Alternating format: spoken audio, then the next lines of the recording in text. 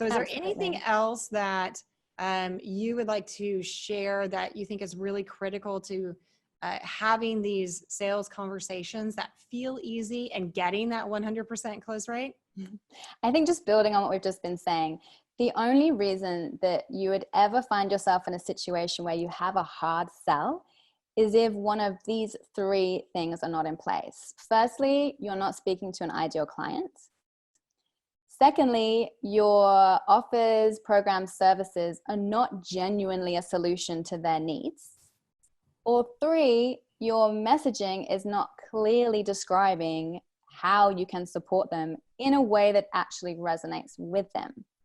Those are the three keys. If you have those in place, there shouldn't be resistance. It should actually feel easy and even fun. And the fantastic thing about this is it's a win-win, right? Because this should never be seen as anything that's an interrogation. It's an invitation.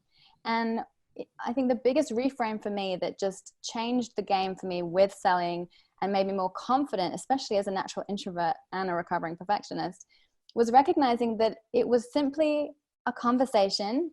And if we weren't a fit, that was cool. And if we were, that was cool. And at the end of the day, all you've done is have another connection and probably learned something more about who is and who is not your ideal audience as well.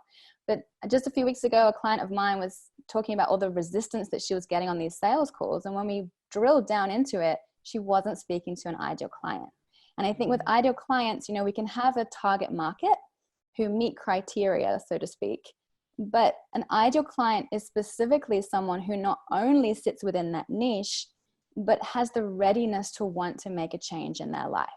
We have to have that level of consciousness to be open to a different way of doing things. It's the age-old saying, when the student is ready, the teacher will appear. And if they're not ready, if they're not having those same conversations in their head, then it's not going to work either, and you're going to get that resistance. Having said that, it doesn't mean that they won't be an ideal client later down the track.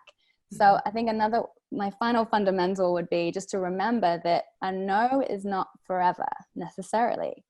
It genuinely might not be the right time for them for various reasons, but remember that you're planting seeds.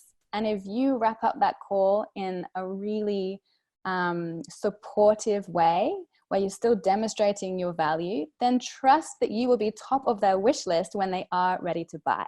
So it's also about leaving that lasting impression and not just being, okay, well, move on to the next one. At the end of the day, as I said, and I've been saying this whole time, it's about relationships. And those relationships will no doubt reap rewards at some point down the line. I've had clients who've been on my list for over a year before they bought from me in some cases, and then they became a repeat client 3 times over. So a no is not forever, but consider, how can I keep nurturing that relationship and keep demonstrating value so that you are absolutely their first point of call when they are ready to buy.